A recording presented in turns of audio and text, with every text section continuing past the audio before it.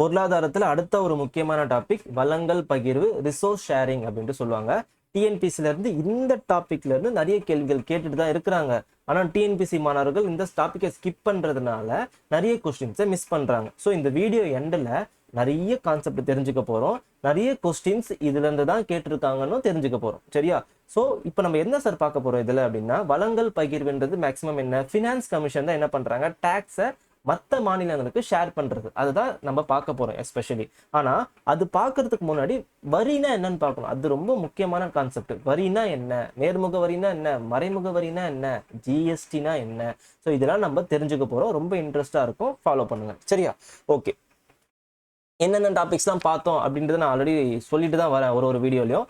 இப்போ நம்ம என்ன பார்க்க போறோம், இது வரைக்கும் முடிச்சாச்சு. ஸோ இது நம்ம பார்க்க போறோம், வளங்கள் பகிர்வை பார்க்க போறோம். சரியா? ஸோ எதை பற்றி பார்க்க போறோம்னா, மெயினாக டேக்ஸை பற்றி பார்க்க போகிறோம். அந்த டேக்ஸை பற்றி கொஞ்சம் இன்டெப்த்தாக என்னென்ன கான்செப்ட்லாம் இருக்குது அப்படின்றத உங்களுக்கு புரிய வைக்க போகிறேன். ஸோ டேக்ஸ்ன்றது என்ன, நீங்கள் கம்பல்சரியாக கவர்மெண்ட்டுக்கு பே பண்ணக்கூடிய ஒரு விஷயம் தான் டேக்ஸு.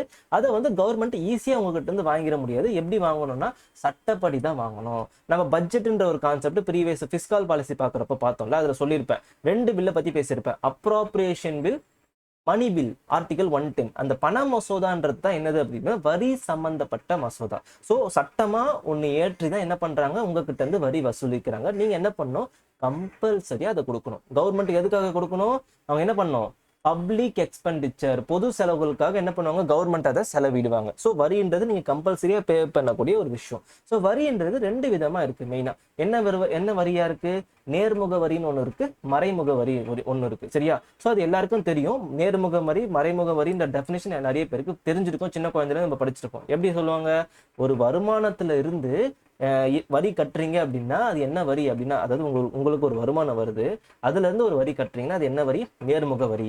ஒரு நீங்க சாப்பிடக்கூடிய பொருட்களுக்கும் நீங்க பெறக்கூடிய சேவைகளுக்கும் ஒரு வரி கட்டுறீங்கன்னா அது என்ன வரி அப்படின்னா மறைமுக வரி. அதாவது பண்டங்கள் மற்றும் பணிகளுக்கு கட்டக்கூடிய வரி தான் என்னது பார்த்தீங்கன்னா மறைமுக வரி. இது எல்லாருக்கும் தெரியும். ஓகே, நம்ம இதுல நிறைய நீங்க தெரிஞ்சிக்காத விஷயங்கள் நிறைய இருக்கு. நம்ம அதெல்லாம் பார்ப்போம். சரியா?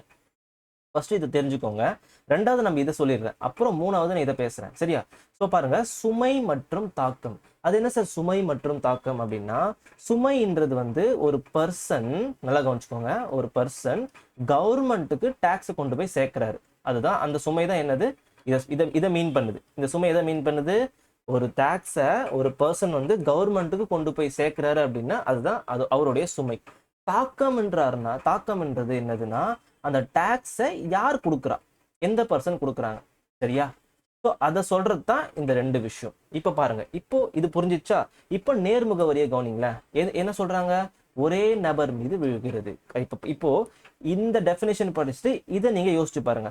இப்போ அந்த நேர்முக வரினா டைரக்ட் டாக்ஸ், அதாவது இன்கம் டாக்ஸ் கட்டுறீங்கன்னு வச்சுக்கோங்களேன். அது யார் கட்டுறீங்க, நீங்க தான் கட்டுறீங்க. அதை கவர்மெண்ட்டை கொண்டு போய் சேர்க்கறதும் யாரு, நீங்க தான். ஸோ என்ன பண்றீங்க, ஒரே நபர் தான் 2 வேலையும் செய்யறாரு. கரெக்டா? அதுக்கு பேர் தான் இந்த டெஃபினேஷன் நேர்முக வரி. இப்போ பாருங்க, மறைமுக வரியில பல்வேறு நபர்கள் மீது வரி விழுகிறதுன்னு சொல்றாங்க. Different person falls on the different person அப்படின்ட்டு சொல்றாங்க. பாருங்க, ஒரு பர்சன் வந்து கவர்மெண்ட்டுக்கு டாக்ஸை போய் கொண்டு சேர்க்கிறாரு. அது யாருன்னா ஷாப்கீப்பர், அதாவது ஒரு வியாபாரி தான் டாக்ஸை கொண்டு போய் கவர்மெண்ட்டுக்கு சேர்க்கிறாரு. ஆனா டாக்ஸை கொடுக்கறது யாரு, நம்ம ஒரு பொருளை வாங்குற நம்ம தான் கொடுக்குறோம். ஸோ டாக்ஸை கொடுக்கறது ஒரு நபரு, டாக்ஸை கொண்டு போய் கவர்மெண்ட்டுக்கு சேர்க்கறது ஒரு நபர். அதை தான் இங்க சொல்றாங்கப்பா. ஸோ கரெக்டா எக்ஸ்பிளைன் பண்ணியிருக்கேன், கண்டிப்பா உங்களுக்கு புரிஞ்சிருக்கும்னு நினைக்கிறேன். ஸோ அதுதான் வந்து சுமையும் தாக்கமும் வெவ்வேறு நபர்கள் மீது விழுந்தால் அது மறைமுக வரி, ஒரே நபர்கள் மீது விழுந்தால் அது நேர்முக வரி அப்படின்ட்டு சொல்லுவாங்க. சரியா? இப்போ இயல்பை பாருங்க, நேச்சர் எப்படி இருக்கு. நேர்முக வரியை வளர் வீதம் சொல்றாங்க, மறைமுக வரியை தேய் வீதம் அப்படின்ட்டு சொல்றாங்க. அது வந்து கொஞ்சம் டெஃபினேஷன் இல்லை, ஒரு கான்செப்டை நான் விளக்குறேன் பாருங்க. ப்ராக்ரெசிவ் டாக்ஸ்ன்னு சொல்லுவாங்க. வளர் வீதம்னா ஆங்கிலத்துல, தேய் வீதம்னா ரெக்ரெசிவ் டாக்ஸ் அப்படின்ட்டு சொல்லுவாங்க. Regressive tax. ப்ராக்ரெசிவ் அப்படின்னா உங்களுடைய வருமானம், உங்களுடைய இன்கம் இன்க்ரீஸ் ஆகுது அப்படின்னா உங்களுடைய அதுக்கேற்றது போல டாக்ஸ் பர்சன்டேஜும் இன்க்ரீஸ் ஆகும். புரியுதா? உங்க வருமானம் உயர்ந்தால் உங்களுடைய டாக்ஸ் பர்சன்டேஜ் உயரும். If income increases tax percentage increases. Example direct tax, அதுல என்ன, இன்கம் டாக்ஸ். இன்கம் டாக்ஸ் என்னது, உங்க இன்கம் இன்க்ரீஸ் ஆச்சுன்னா டாக்ஸ் பர்சன்ட் இன்க்ரீஸ் ஆகும். ரெக்ரெசிவ் டாக்ஸுக்கு என்ன எக்ஸாம்பிள் சொல்றாங்க, இன்டைரக்ட் டேக்ஸ் எக்ஸாம்பிள்ஸா சொல்றாங்க. அது எப்படி ஃபர்ஸ்ட் ரெக்ரெசிவ் டேக்ஸ்னா என்னன்னு தெரிஞ்சுக்கலாம்.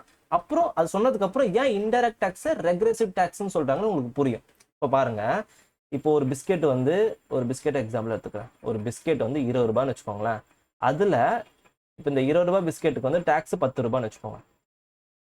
ஓகேவா? பிஸ்கெட் வந்து விலை எல்லாமே எக்ஸாம்பிளுக்காக சொல்றேன். ஏன் இவ்வளோ டேக்ஸ் எல்லாம் கேட்க போறீங்க? இப்போ எக்ஸாம்பிளுக்காக அந்த பிஸ்கெட்டோட விலை 20 ரூபாய், ஆனா அதுல டேக்ஸோட விலை வந்து 10 ரூபாய். இப்ப பாருங்க, ஒரு பர்சன் வந்து ஒரு பர்சன் வந்து 100 ரூபாய் அவருடைய வருமானம் 100 ரூபாய். சரியா? இப்போ அவர் வந்து இந்த பிஸ்கெட்டை வாங்குறாரு. வாங்கும்போது அவர் டேக்ஸ் எவ்வளவு பே பண்றாரு? 10 ரூபாய் பே பண்றாரு. அப்போ 100 ரூபாய்க்கு இந்த டேக்ஸ் வந்து 10 ரூபாய் பே பண்றாருல, இது எத்தனை சதவீதம்? 10%. கரெக்டா? 100 ரூபாயில 10 ரூபாய் எவ்வளவுங்க? 10%. ஸோ இவரு பே பண்ணக்கூடிய டேக்ஸ் பர்சன்டேஜ் எவ்வளோ? பர்சன் 1 10 ரூபாய், அது 10%. பர்சன் 2 ஒருத்தர் இருக்காரு, அவருடைய இன்கம் வந்து 1000 ரூபாய் இன்கம். இப்ப இவர் என்ன பண்றாரு?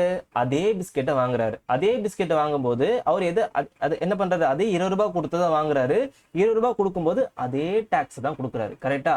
அப்போ 1000 ரூபாய்க்கு 10 ரூபாய் எத்தனை சதவீதம்? 1%. கரெக்டா? சொல்ல புரியுதாங்க? இப்போ இன்கம் இவருக்கு அதிகமா இருக்கிறதுனால என்ன நடக்குது? டாக்ஸ் பர்சன்டேஜ் குறையுது. இன்கம் கம்மியா இருக்கிறதுனால இவருக்கு டாக்ஸ் பர்சன்டேஜ் அதிகமா இருக்கு.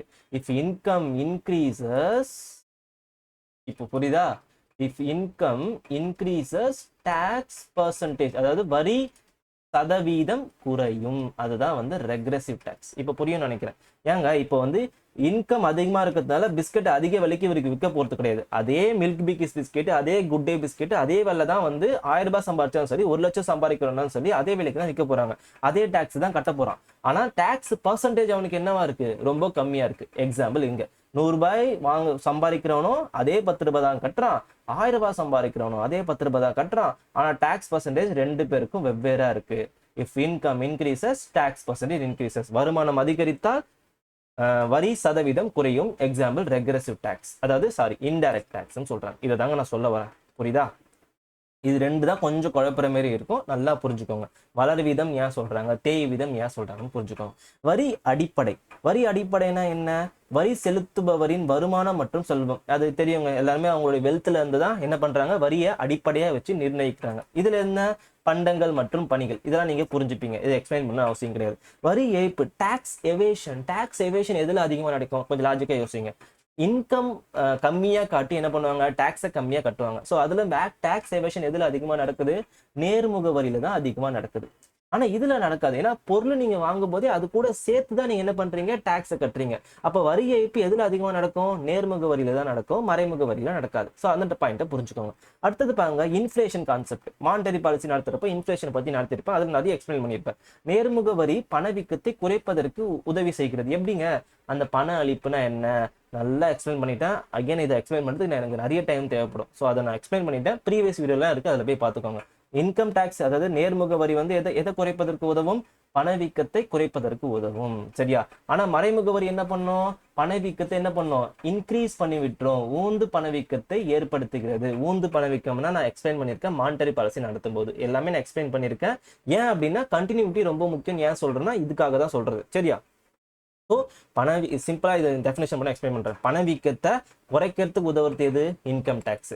பணவீக்கத்தை அதிகரிக்கிறதுக்கு ஊந்து சக்தி எது இருக்கு அப்படின்னு பாத்தீங்கன்னா இந்த மறைமுக வரி இருக்கிறது. அதை நல்லா தெரிஞ்சுக்கோங்க. விதிக்கப்படுதல், வசூலிக்கப்படுதல். விதிக்கப்படுறது யாரு? கவர்மெண்ட் விதிக்கிறாங்க. வசூலிக்கிறது யார் மேல விதிக்கிறாங்க?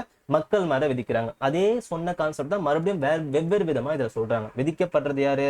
கவர்மெண்ட் ஆஸ் பெர் த லா மூலியமா விதிக்கிறாங்க. அதை தான் இதுல சொல்றாங்க. சுமையை பாருங்களேன். சுமையை வந்து இப்ப பாருங்க, மற்றவங்க மீது மாற்ற முடியாது. இது என்ன டாக்ஸ்?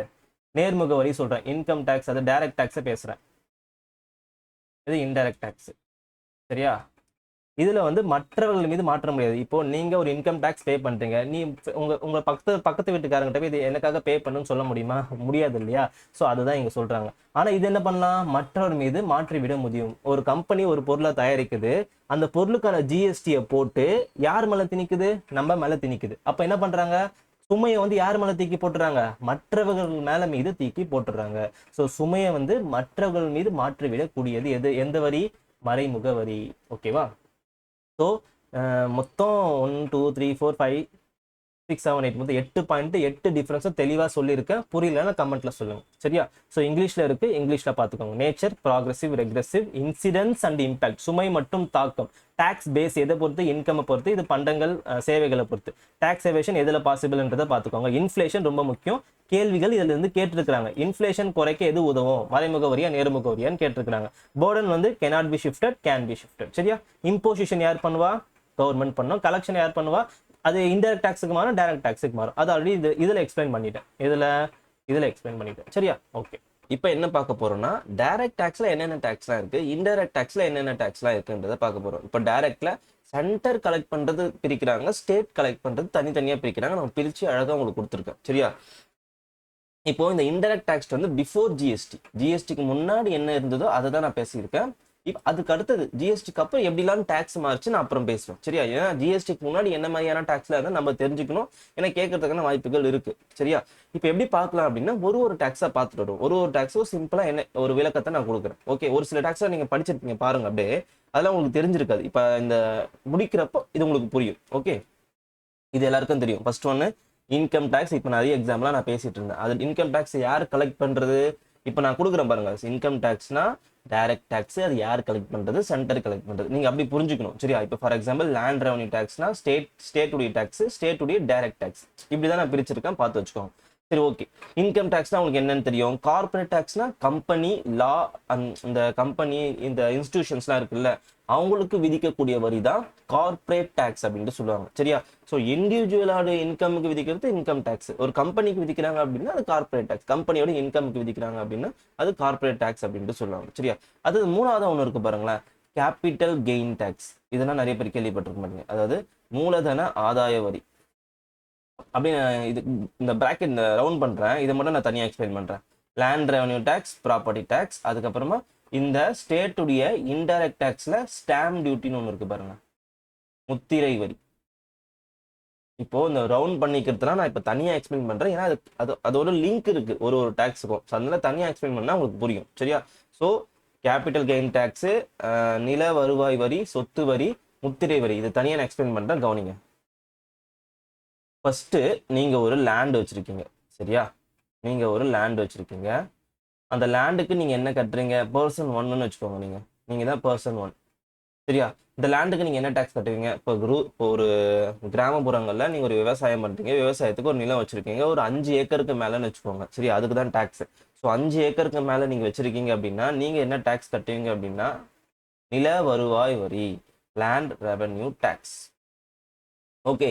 சில நேரத்தில் நீங்க என்ன பண்றீங்கன்னா அந்த லேண்டில் நீங்க பில்டிங் கட்டுறீங்க, ப்ராப்பர்ட்டியா நீங்க கட்டிடுறீங்க. ஓகேவா?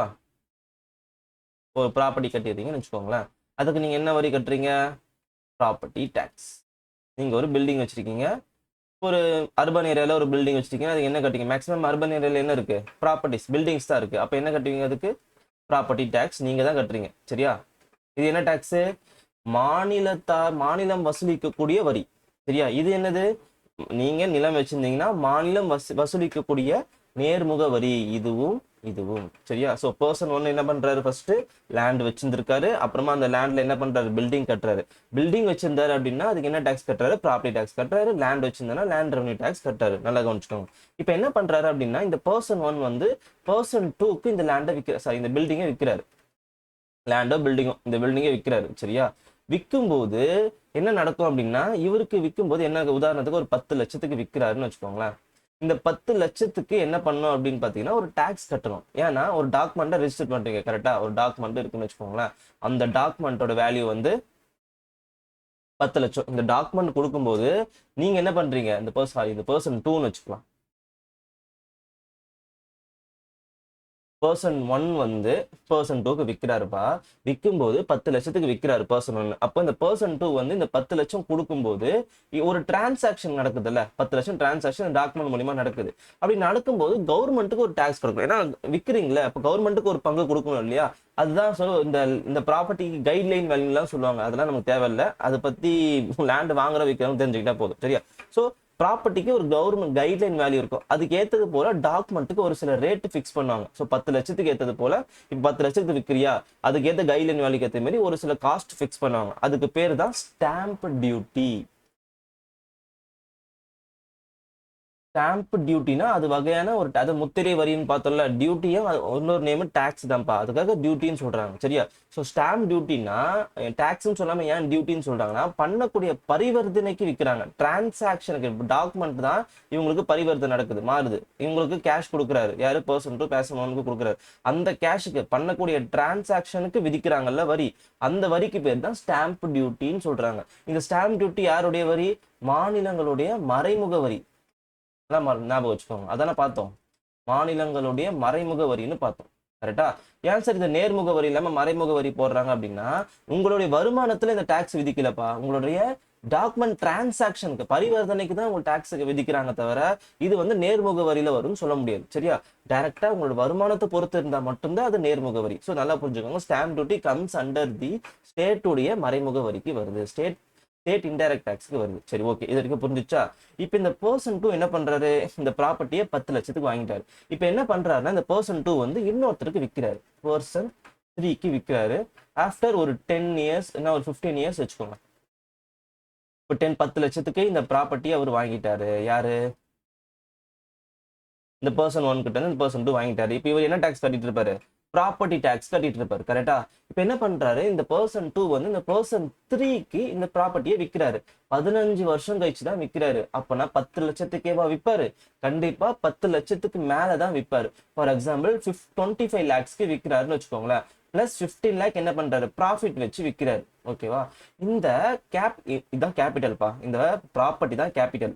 கேபிட்டல் என்ன பண்றாரு, கெயின் போட்டு விற்கிறாரு. அப்போ மூலதன ஆதாய வரி எதுக்கு போடுவாங்கன்னா, எக்ஸ்ட்ரா விற்கிறாரு பாத்தீங்கன்னா, இந்த 15 லட்சத்துக்கு, அதுக்கு தான் இந்த கேபிட்டல் கெயின் டாக்ஸை போடுவாங்க. நல்லா ஞாபகம் வச்சுக்கோங்க, எக்ஸாம்பிளோட புரிஞ்சுக்கோங்க. சரியா? என்ன பண்றாரு, 15 வருஷம் கழிச்சு விற்கும் போது அதே 10 லட்சத்துக்கு விற்க மாட்டாரு, அதோட எக்ஸ்ட்ரா வச்சுதான் விற்பாரு. எக்ஸ்ட்ரா எவ்வளோக்கெல்லாம் வைக்கிறாரோ அதுக்கு போடக்கூடிய டாக்ஸ் தான் கேபிட்டல் கெயின் டாக்ஸ். இந்த கெயின் டாக்ஸ் யாருக்கு போகுது? இந்த மூலதன ஆதாய வரி மத்திய அரசுக்கு டைரக்ட் டாக்ஸா போகுது. ரொம்ப ரொம்ப முக்கியம். சரியா? மத்திய அரசுக்கு டைரக்ட் டாக்ஸா போகுது. அப்ப இந்த 10 லட்சத்துக்கு யார் சார் கட்டுவா? இவரு கட்டுவாரு. என்ன டியூட்டி கட்டுவாரு? ஸ்டாம்ப் டியூட்டி கட்டுவாரு. ஸோ நல்லா புரிஞ்சுக்கோங்க, அந்த 10 லட்சத்துக்கு கைட்லைன் வேல்யூக்கு ஏற்றது போல யார் கட்டுவா? பர்சன் 3 வந்து ஸ்டாம்ப் டியூட்டி கட்டுவாரு, அதாவது முத்திரை வரி கட்டுவாரு. கெயின் பண்றாரு பத்தியா 15 லேக்ஸ், அது யார் கட்டுவானா? பர்சன் 2 கட்டுவாரு. புரியுது? அவருக்கு தானே லாபம் போகுது, ப்ராஃபிட் போகுது. ஸோ அது எவ்வளோக்கு எவ்வளோ கெயின் வச்சு விற்கிறாரோ அவ்வளோக்கு எவ்வளோ இந்த டாக்ஸ் யார் போகும் அப்படின்னு பார்த்தீங்கன்னா, இவன் யார் கட்டுவானா? பர்சன் 2 கட்டுவாரு. அது யாருக்கு போகும் பார்த்தீங்கன்னா, கேபிட்டல் கெயின் டாக்ஸா மத்திய அரசுக்கு போகும். I think you got it. ஓகேவா? ஸோ என்னென்ன டாக்ஸை பற்றி பார்த்தோம்? லேண்ட் ரெவன்யூ டாக்ஸ், நில வருவாய் வரியை பற்றி புரிஞ்சுக்கிட்டோம். ப்ராப்பர்ட்டி டாக்ஸை பற்றி புரிஞ்சுக்கிட்டோம்.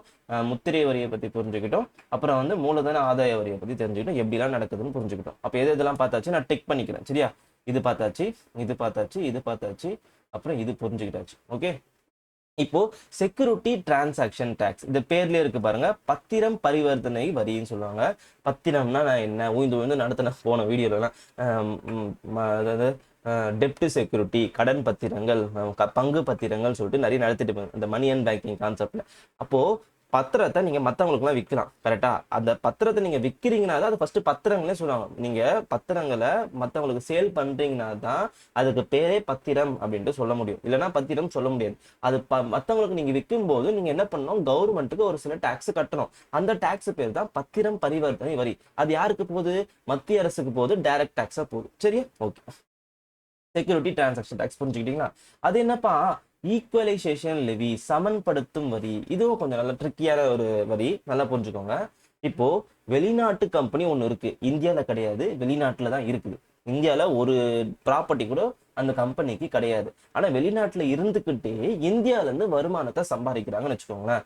அந்த கம்பெனிக்கு விதிக்கக்கூடிய வரி தான் ஈக்குவலைசேஷனல் லெவி. என்ன லெவி? ஈக்குவலைசேஷனல் லெவி. நல்லா ஞாபகம் வச்சுக்கோங்க, இன்னொரு எக்ஸ்பிளைன் பண்றேன். அந்த கம்பெனி வந்து இந்தியாவில் கிடையாது, அந்த கம்பெனி வெளிநாட்டுல தான் இருக்குது.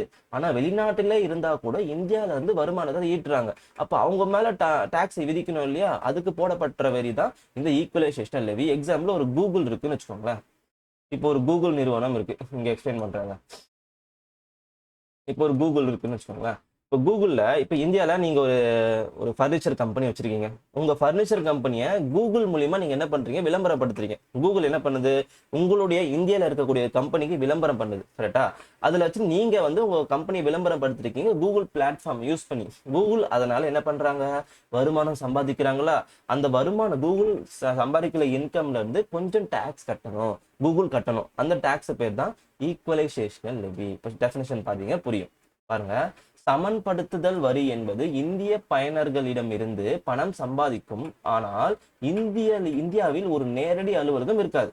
பணம் சம்பாதிக்கிறாங்க, நேரடி அலுவலகம் கிடையாது. இல்லாத வெளிநாட்டு டிஜிட்டல் மூலியமா தான் சம்பாதிக்கிறாங்க.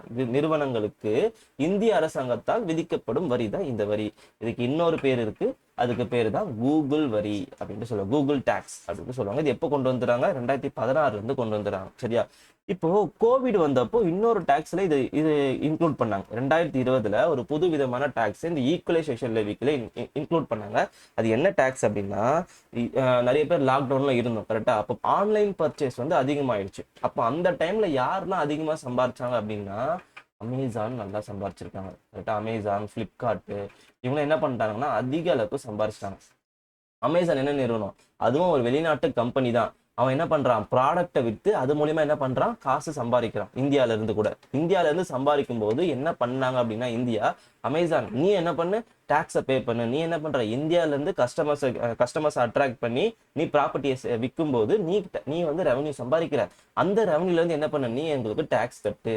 அதுக்கும் அதே பேர் தான் ஈக்குவலைசேஷன் லெவி. நீ என்ன பண்ணு, கட்டுன்னு சொல்லிட்டு அமேசானுக்கு விதிக்கிறாங்க. இப்ப மீஷோல நிறைய இருக்கு இல்லையா, அதுக்குள்ள என்ன பண்றாங்க, இந்த சமன்படுத்தும் வரியை வந்து விதிக்கிறாங்க. ஸோ நல்லா தெரிஞ்சுக்கோங்க. தமிழ் மீடியம் ஸ்டூடெண்ட்ஸ் கொஞ்சம் நான் கொஞ்சம் குறிப்பா சொல்றேன், ஈக்குவலைசேஷன் லெவினே ஞாபகம் வச்சுக்கோங்க. மேபி கேட்கலாம், ஏன்னா சமன்படுத்துதல் வரின்றது ஒரு டிரான்ஸ்லேஷன் தான். பட் மேபி அதுக்கு டிரான்ஸ்லேஷன் இல்லைன்னு சொல்லிட்டு ஈக்குவலைசேஷன் பில்லுன்னு தமிழ் டிரான்ஸ்லேஷன் அப்படியே போட்டுறாங்க. ஸோ குழப்பிக்காதீங்க, அதையே நான் மனப்பாடம் வச்சுக்கோங்க. ஓகேவா? ஸோ 2020 இருந்து இவங்க காமர்ஸ் கம்பெனில என்ன பண்றாங்க அப்படின்னா வரி விதிக்கிறாங்க. நல்லா ஞாபகம் வச்சுக்கோங்க இதையும். இப்போ இதையும் பார்த்தாச்சு, சமன்படுத்துதல் வரி இதையும் முடிச்சாச்சு. இப்போ அப்படியே டைரக்ட் டாக்ஸ் எல்லாமே முடிச்சுட்டேன். இப்போ இன்டைரக்ட் டாக்ஸ் வருமா?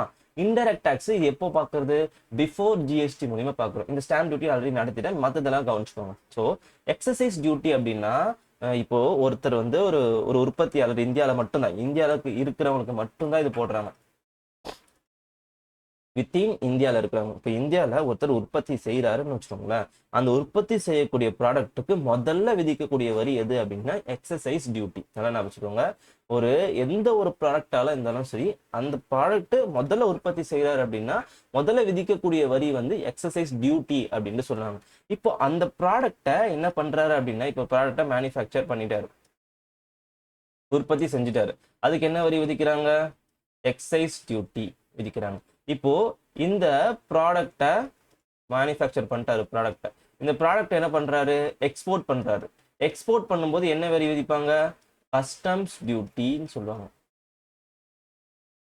ஸோ ப்ராடக்டை மேனுஃபேக்சர் பண்றாரு, என்ன வரி போடுறாங்க, எக்ஸைஸ் டியூட்டி.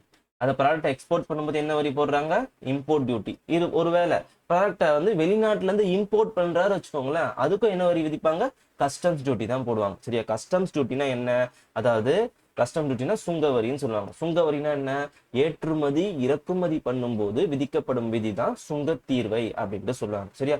சேவை வரினா என்ன, பேர்லயே இருக்கு. சேவைனா எஜுகேஷன், டிரான்ஸ்போர்டேஷன், ஐடிஸ் இதெல்லாம் இருக்கு பாத்தீங்களா, அவங்களுக்கு விதிக்கக்கூடிய விதி தான் என்னது பாத்தீங்கன்னா சேவை வரி. பேர்லயே இருக்கு, இதுக்கு எல்லாருக்குமே தெரியும். ஸோ இது மூணுமே உங்களுக்கு புரிஞ்சிருக்கும். எக்ஸசைஸ்னா மேனுஃபேக்சரருக்கு விதிக்கக்கூடிய விதி, அது மட்டும் நான் வச்சுக்கோங்க.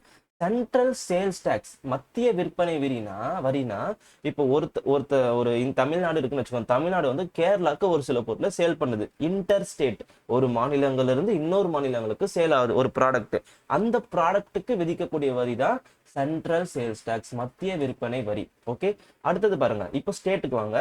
ஸ்டேட்டுக்குலாம் பாருங்க, என்டர்டைன்மெண்ட் டாக்ஸ். இப்போ டிக்கெட் வாங்குறீங்க, நீங்க ஒரு படம் போய் ஒரு டிக்கெட் வாங்குறீங்க அப்படின்னா டிக்கெட்ல நிறைய ஒரு டாக்ஸ் போடுவாங்க. அந்த டாக்ஸ் பேர் தான், அதோட டிக்கெட் ரேட் பத்தாததுக்கு நிறைய டாக்ஸ் போட்டுட்டு இருந்தாங்க. எப்போ, பிஃபோர் ஜிஎஸ்டி. அந்த டாக்ஸ் பேர் தான் என்டர்டைன்மெண்ட் டாக்ஸ். அடுத்தது பாருங்க, சேல்ஸ் டாக்ஸ், வேட். அதாவது ஃபர்ஸ்ட் சேல்ஸ் டாக்ஸ் இருந்தது, அதுக்கப்புறமா தான் வேட்டுக்கு மாறணும். ஸ்டேட் ஃபாலோ பண்ற டாக்ஸ் நான் பேசிட்டு இருக்கேன். சரியா?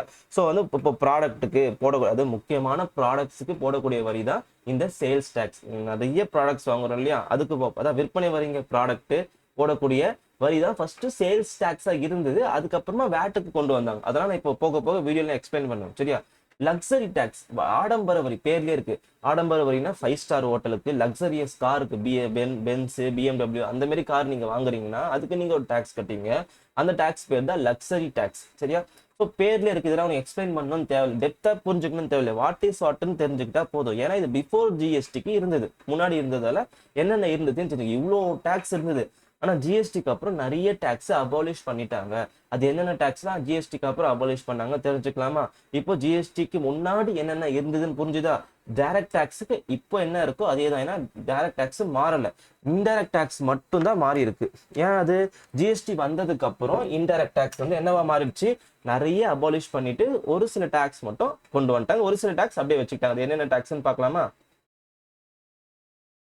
ஓகே, இப்போ ஜிஎஸ்டி வந்துச்சு. எப்போ வந்தது? 2017 எத்தனாவது சட்ட திருத்தம்? 101வது சட்ட திருத்தத்துல கொண்டு வந்துட்டாங்க. சரியா? ஜிஎஸ்டி இஸ் ஏ மறைமுக வரி, இன்டைரக்ட் டாக்ஸ். எதுல போடுறாங்க? இன்டைரக்ட் டாக்ஸ்னாலே பொருட்கள் மற்றும் சேவைகள்ல மட்டும்தான் போடுவாங்க. பாத்துக்கோங்க. It is a 1 point tax. அதை பத்திலாம் பேசுறாங்க. இட்ஸ் ஏ 1 இன்டைரக்ட் டாக்ஸ்னு பேசுறாங்க, சொல்லுவாங்க. அதை பத்திலாம் போக போக நான் விளக்குறேன். இப்ப பாருங்க, பிஃபோர் ஜிஎஸ்டி ஒரு டாக்ஸ் இருந்தது. இது வந்து ஆஃப்டர் ஜிஎஸ்டி. பாருங்க, சென்டர்ல ஜிஎஸ்டி இன்டைரக்ட் டாக்ஸ் போட்டுறேன். இன்டைரக்ட் டாக்ஸ் சென்டர்ல என்ன இருக்கு? சிஜிஎஸ்டி, ஐஜிஎஸ்டி, சுங்க தீர்வைகள். ஸ்டேட்ல எஸ்ஜிஎஸ்டி, ஸ்டாம்ப் டியூட்டி. இப்ப பாருங்க என்னெல்லாம் இல்ல.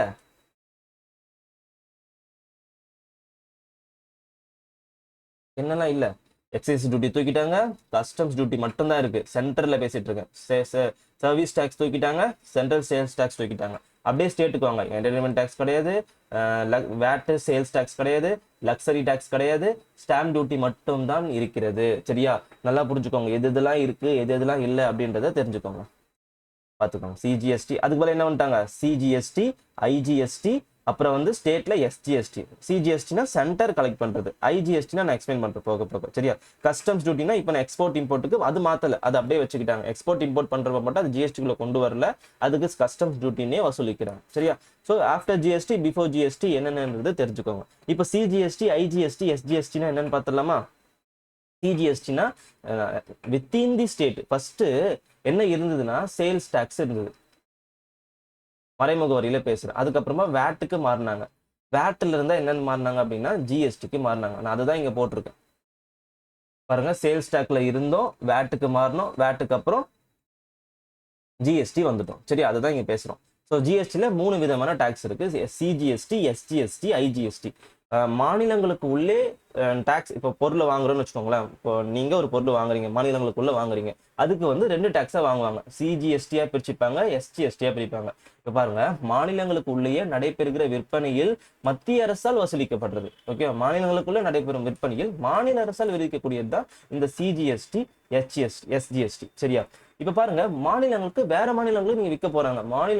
மாநில அரசுகளிடையேயான விற்பனையில் மத்திய அரசால் வசூலிக்கப்படுவதாகும். இப்போ தமிழ்நாடுல இருந்து கேரளாக்கு நீங்க விற்கிறீங்க, அப்போ ஒரு டாக்ஸ் வந்து சென்ட்ரல் கவர்மெண்ட் போடுவாங்க.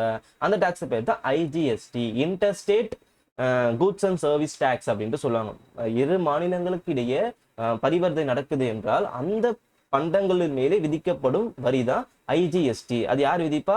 Central government விதிக்கிறாங்க. நல்லா தெரிஞ்சு வச்சுக்கோங்க. சிஜிஎஸ்டி வேற, எஸ்ஜிஎஸ்டி வேற, ஐஜிஎஸ்டி வேற. இப்போ நான் வந்து ஜிஎஸ்டினா என்னன்னு சொல்லிட்டேன்.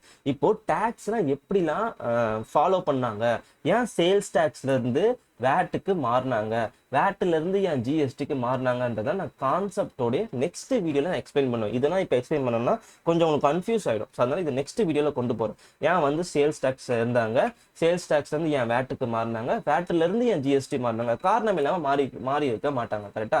ஸோ வேட்டுன்னு இல்லை, மதிப்பு கூட்டல் வரி, வேட்டு, வேல்யூ ஆடட் டாக்ஸ் தான் வேட்டுன்னு சொல்லுவாங்க. நான் வச்சுக்கோங்க. சரியா?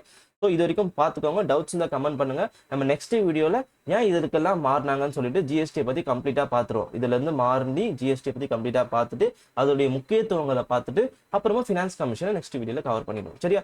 ஸோ டவுட் இருந்தால் கமெண்ட் பண்ணுங்க, சப்போர்ட் பண்ணுங்க. பாய், தேங்க்யூ.